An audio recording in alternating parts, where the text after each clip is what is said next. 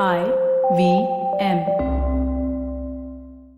Hi, everybody. Just wanted to ask everyone for a quick favor. We're running a brand survey right now and would really appreciate it if you could let us know what you think about the advertising on IVM. Go to ivmpodcast.com/survey and do let us know.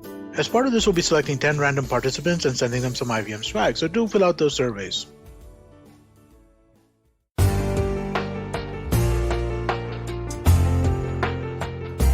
Hi and welcome to Know Your Kanun. This is Amber from Nana Ventures and welcome to another episode on our journey towards legal knowledge and understanding the laws in India. And today I have someone very interesting, someone very eminent, Mr. Sushant Sinha. Thank you so much for being with us, sir. He's the founder of Indian Kanun.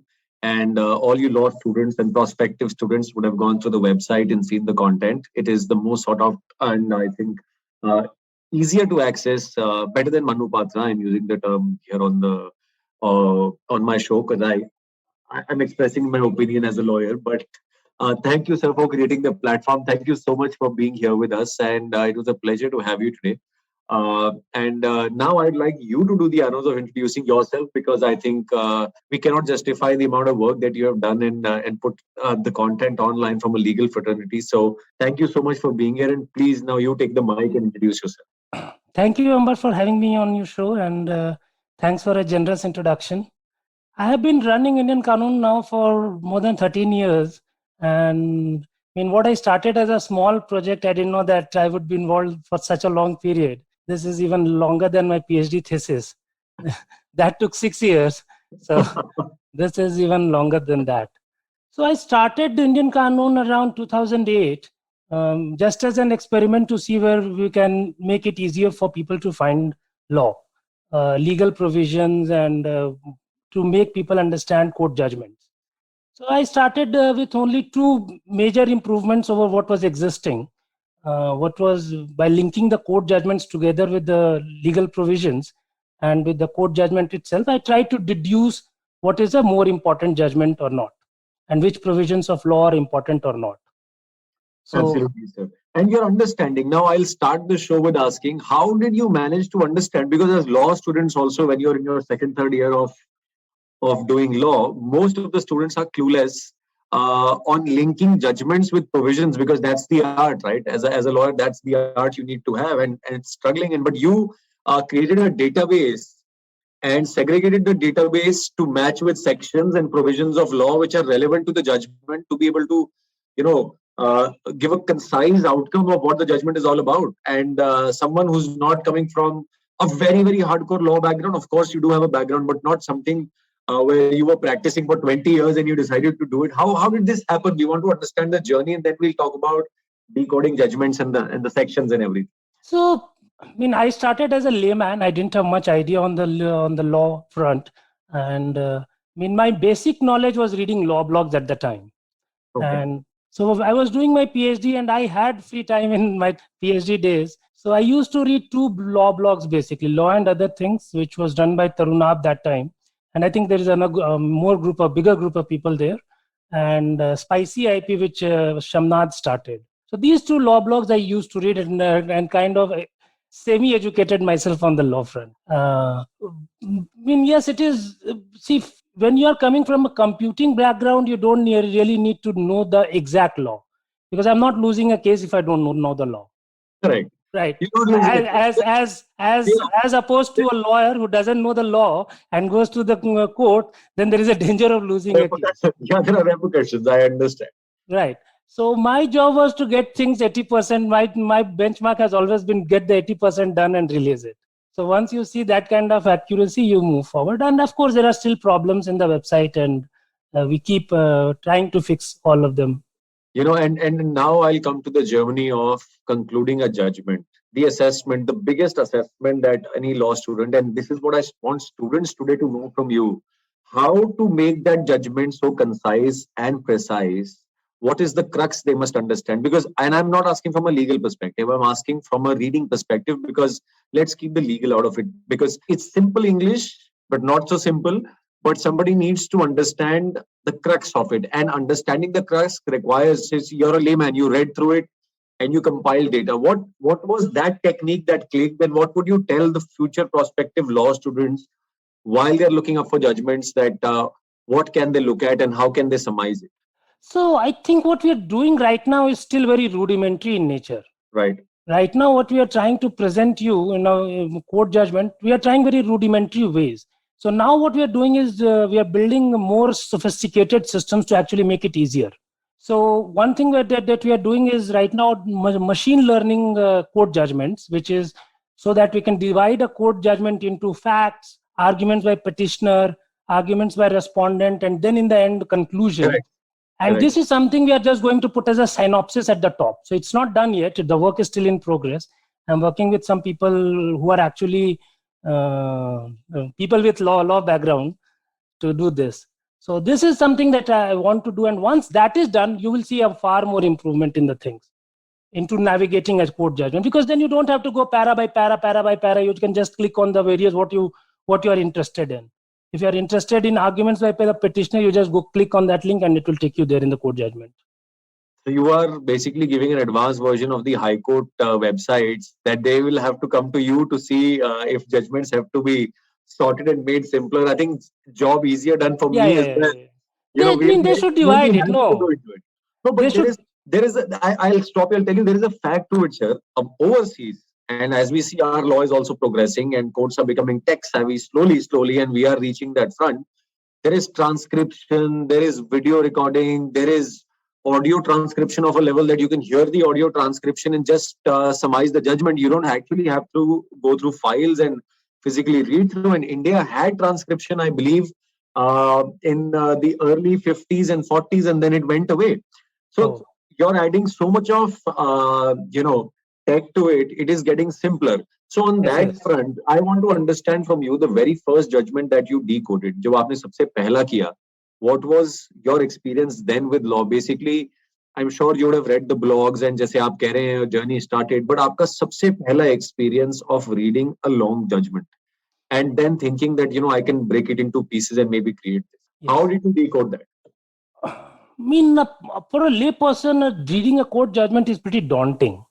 Exactly. Because of the fact that you have no idea. I mean, you would have read a book or so in the back, but the fiction is nowhere close to what a court judgment is. The structuring of it and the way the things are argued. So the first judgment I read was actually, I don't know if it was the first judgment that I read, but the first judgment that I remember was actually reading a matrimonial dispute. I think law and other things blogged about it, and then I reached it somehow about giving custody of a child. Correct. And that was kind of a bizarre judgment. I thought, how come such subjective opinions of a judge be reflected in a court judgment in disputing a dispute between, in trying to adjudicate the dispute between two parties? How can subjective opinion be used? So that was very intriguing to me. Because see, we are coming from a tech background where things are far more objective in nature. Correct. We have subjectiveness, but not of the level of what the law requires or law has. So that was kind of a very different feeling I got when I read a court judgment. And of course, after that, I understood the law field a bit better on what actually happens.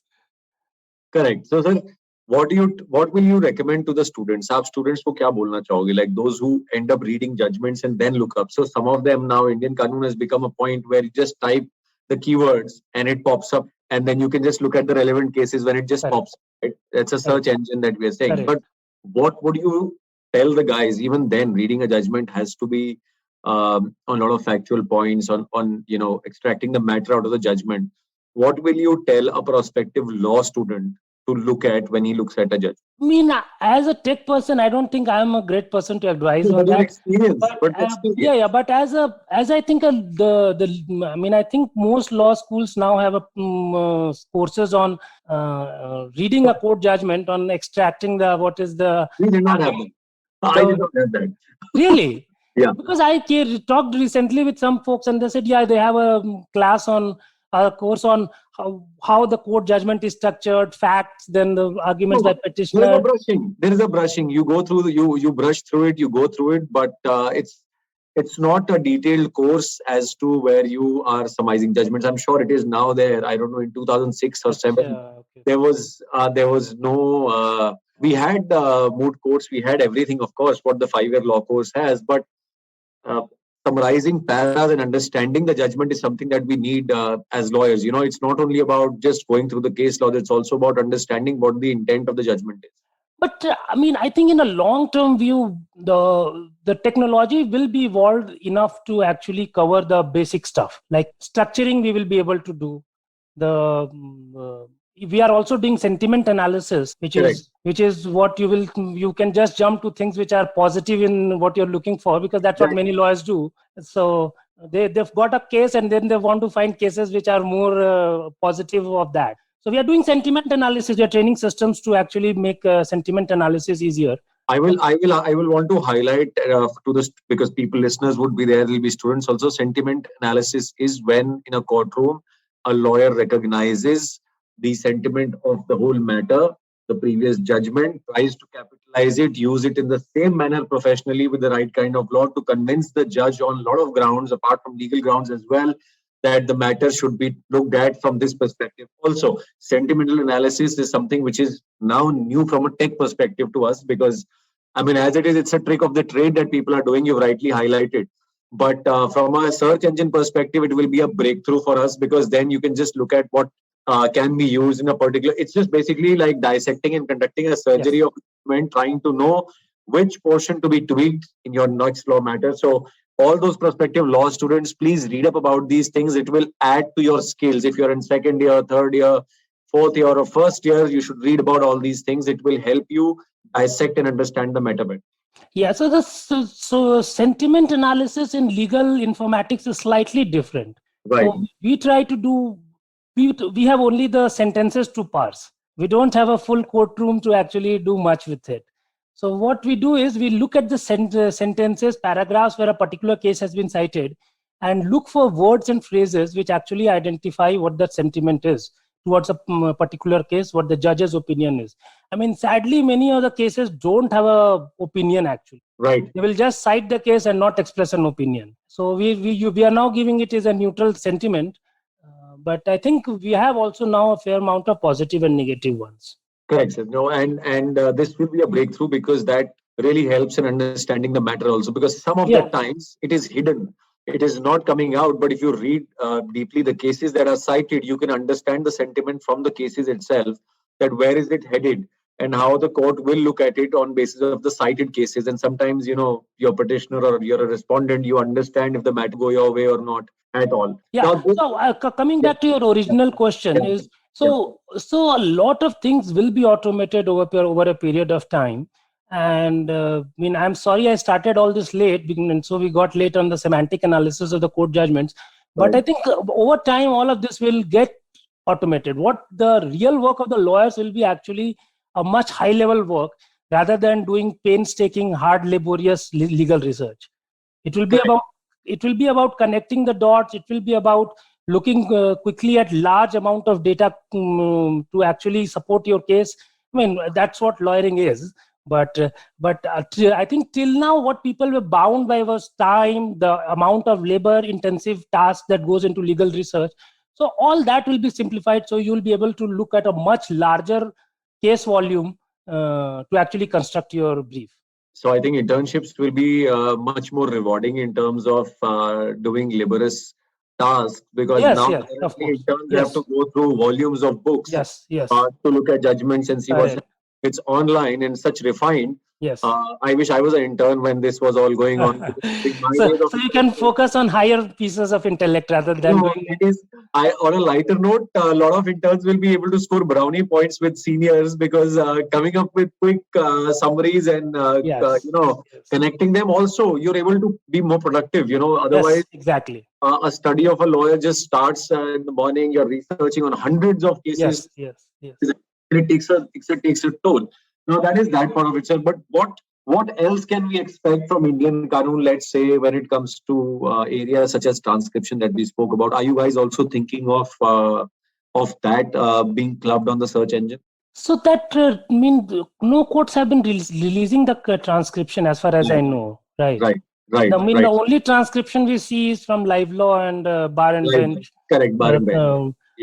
In terms of and they record the important points. Actually, mean, I really used to like. I've read a couple of transcription from the U.S. federal courts, Yes. and they are extremely awesome because you can actually see how a case progresses.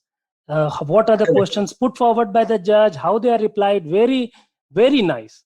So, that kind of thing we are totally missing in India because the students can't educate themselves on what is happening in a courtroom. Correct. You don't know. Even when the live law and Baron Bench are doing such a great job, they can't really transcribe the whole thing. You cannot, because there is no transcription happening in court. And aapne jo bataya, what you mentioned, even in Canada, in US, in Britain, transcription, they also hint out at what point what lawyer says, what and where it stopped. And if it stopped for the day, it follows to the next day that, XYZ entered the courtroom and started the argument with this point. Whereas in India, we lose track of it when we are making our case notes. Yes, actually don't get to know what happened in the last matter. Even the judges forgot, right? Even the judges forgot where they left in the last time. They don't know what happened. What did the Vakil Saab say the day before? Which point we got stuck there? Yeah, we got stuck in, and that becomes like a tough point to crack because you're just even the time doesn't remember. The court clerks don't remember what's happening because it's not transcribed.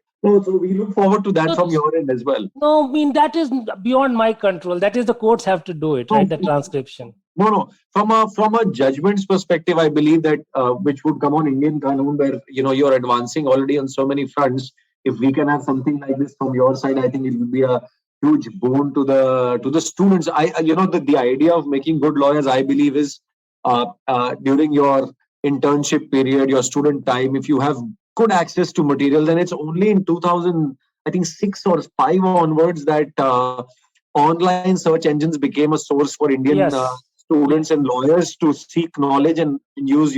Manu Padra came in and you guys were budding, and so many little other platforms were there, but it was very difficult to place a case and find something. So we'll talk more about Indian Qanun from this perspective. Your journey on Indian Qanun, there were times when it was said that we could not cite Indian Qanun at a point because some judgments were small. But actually, those judgments had a lot of content. Like I'll talk as an intern, but they were content based, and the referencing was perfect.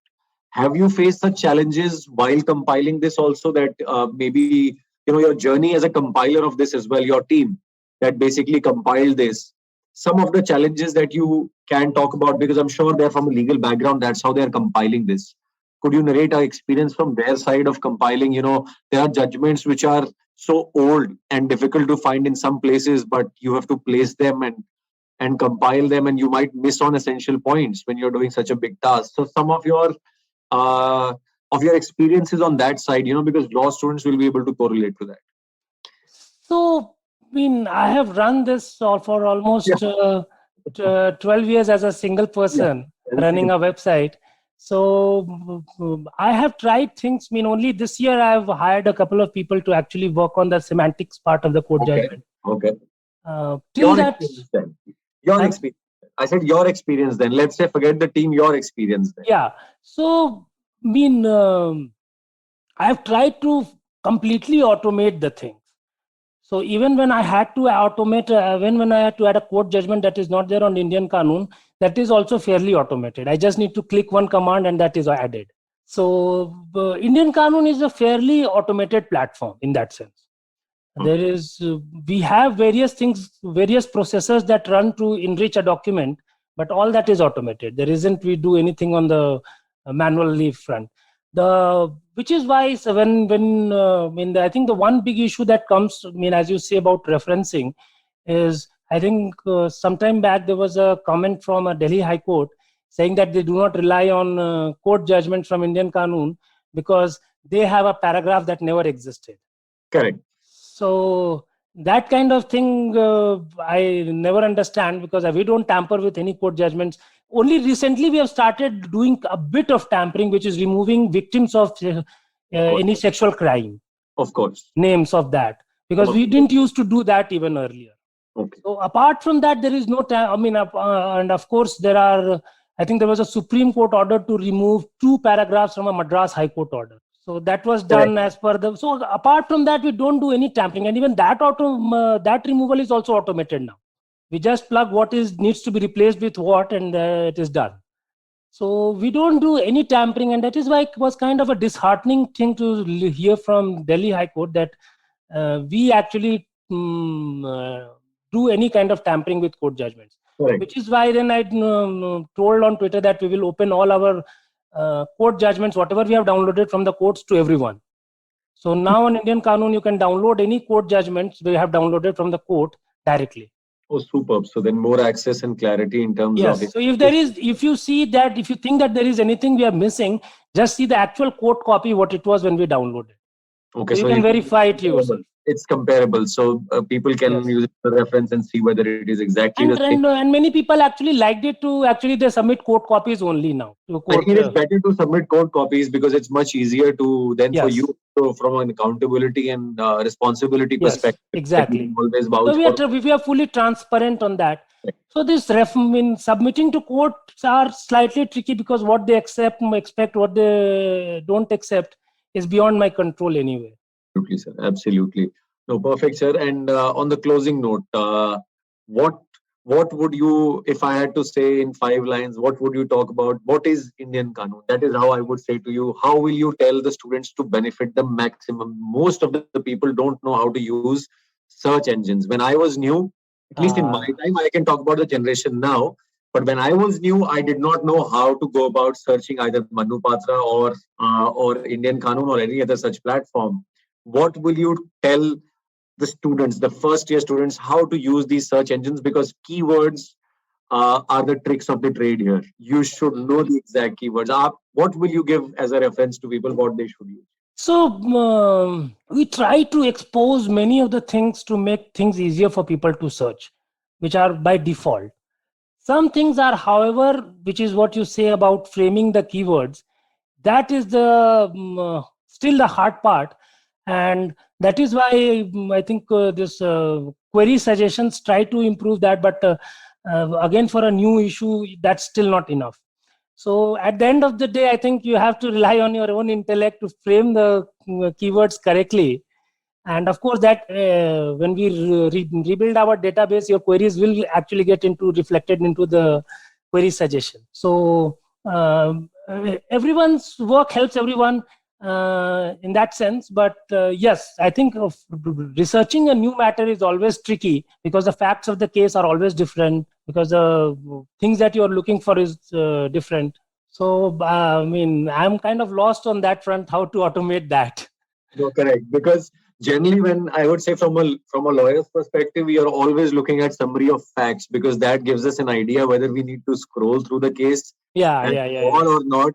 And if you know the facts, so anybody using a search engine option for a legal base should act, because so what happens is if you type keywords, there are a lot of places where keywords will only give you some of the judgments with the keywords only reflecting, but the facts are not the same. So facts is one which you should concentrate on instead of citing judgments, because that same judgment could be cited in hundreds of different matters. And also there is a huge possibility of the replication of law in another sense. I could have the same judgment used in 3 different senses based on how it has been used under civil law, criminal law, etc. There's no interchangeability, but still again I would say on facts. So I still say facts of the case is something that all lawyers should look at. And thank you so much, sir, for being with us. It was pleasurable to know about whatever you're doing and good insights, because I'm sure a lot of people will write in to know more about Indian Qanun from your perspective and how we can make it even more magnificent the way it is, and it's been helping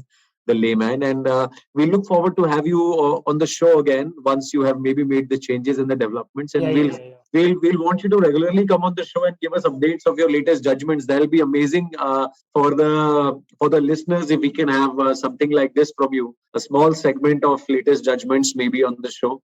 And I think we'll be really, really glad to have you with that. Yeah, thanks, Amber, for hosting me. Thanks for a good interaction. And hopefully once I will do the releases, because I think I talked about something that we haven't released yet. Once you do that. So hopefully we do that. I'll take more queries from you that time. Yes. Thank you so much, sir. Thanks a lot. Thank you, Amber. Thanks a lot.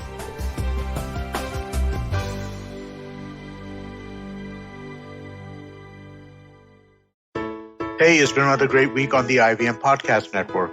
On Know Your Kanun, Keshav Chaturvedi talks to Amber about climate change laws and their implications. We have a new show, The Last Brand Standing. Anupam Gupta and Ambi Parmeshwar get together and discuss some of the biggest and most public feuds in Indian brand history. Do check that out. On Candid Kannan, actor Priyank Sharma spills the beans about his career controversies and reality shows. On The Habit Coach, Ashton teaches the way to maintain the habit of persistence.